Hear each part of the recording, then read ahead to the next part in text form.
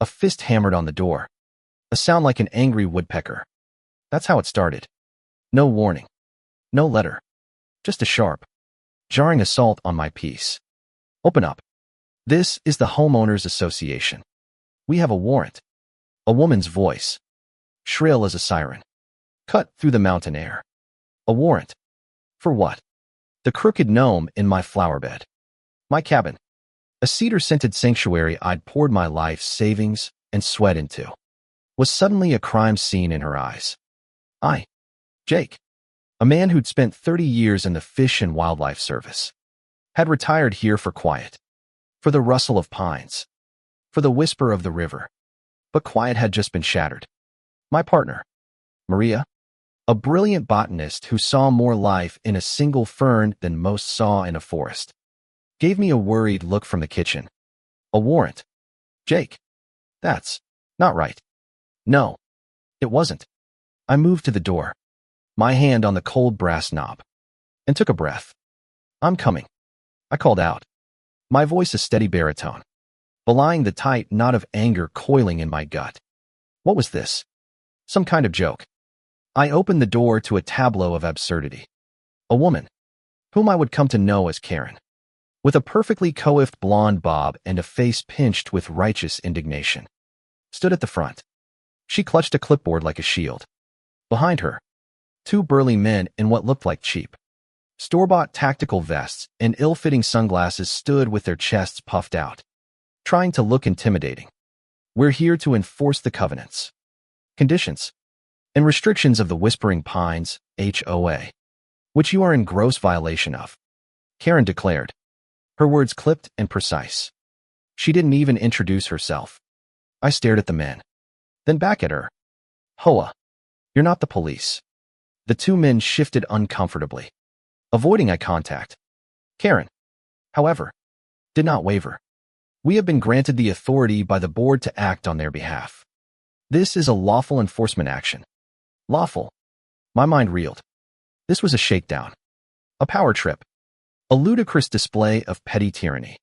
My hands, which had built this cabin with care, began to tremble with a slow, simmering rage. Violation of what? Exactly. Maria stepped to the doorway beside me, her expression a mix of bewilderment and concern. The rustic aesthetic. For starters, Karen sniffed, gesturing vaguely at my hand-hewn porch railing, and the unapproved landscaping. The use of native plants is unkempt. Maria's gasp was almost a physical thing. She had spent months cultivating a garden of indigenous flowers and herbs, a vibrant testament to the land's natural beauty. Unkempt, Maria whispered. Wounded. These are the plants that belong here. Karen's smirk was a cruel, thin line. The bylaws state ornamental. Cultivated flora only. You are in violation of Section 4:12, subsection C. I felt the blood rush to my face. This was beyond petty. This was personal. But as Maria began to argue, a different feeling washed over me. A calm, cold certainty. I looked past Karen, at the horizon where the land stretched out. A vast expanse of green and rocky outcroppings. My land. Our land. I don't belong to your HOA, I said, my voice low and steady. It was the truth. It was a simple, undeniable fact that should have ended the whole charade right there. The two fake cops looked at each other, a flicker of doubt in their eyes. Karen, however, just laughed. A short, brittle sound, like glass cracking. Don't belong. That's what they all say. Your deed clearly shows you're within the Whispering Pines subdivision. We've checked. My heart hammered against my ribs. Not from fear, but from a growing, almost joyful anticipation of what was to come. She hadn't checked everything. Not the right things. I took a deep breath, savoring the silence before the storm. This wasn't just a matter of my garden anymore. This was an assault on my life, on the very soil beneath my feet. You're right about one thing, I said, a slow smile spreading across my face. Maria, catching the glint in my eye, took a step back, her hand flying to her mouth to stifle a giggle. My deed is right. But what you didn't check was the deed before mine. Karen's face tightened, confusion warring with her arrogant confidence. What are you talking about? The two men behind her were now fully invested, their heads cocked. I'm talking about the Federal Land Survey. I continued, my voice building with each word. See, this cabin, this lot, it's a part of a much larger parcel.